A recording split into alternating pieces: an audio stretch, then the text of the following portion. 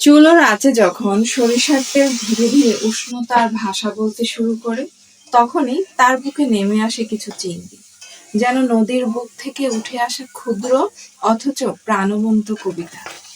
হালকা ভেজে তুলে রাখা সেই চিংড়িগুলো অপেক্ষা করে, ঠিক যেমন অপেক্ষা করে কোনো গল্পের মূল চরিত্র তার উপযুক্ত মুহূর্তের জন্য।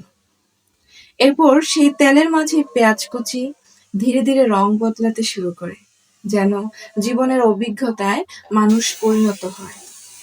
মসলা, জিরা বাটা, রসুন বাটা, হলুদ, মরিচ সব একসাথে মিশে এক অদ্ভুত গন্ধের জগৎ তৈরি করে, যেখানে স্বাদের সাথে মিশে যায় স্মৃতি।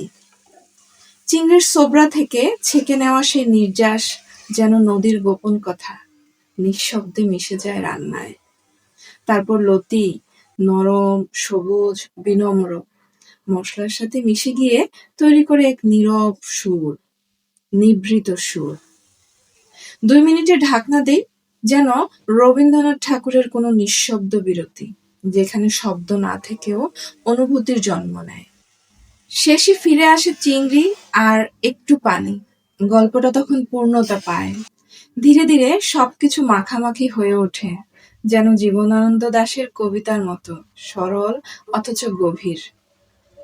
নদীর লতি আর চিংড়ির এই চচ্চড়ি শুধু একটি রান্না নয়, এটি এক টুকরো স্মৃতি, এক টুকরো গ্রাম বাংলা, এক টুকরো গল্প, রান্নাঘরের গল্প, যা প্রতিবার খেলে মনে পড়ে যায় মাটির কাছাকাছি থাকা জীবনের কথা।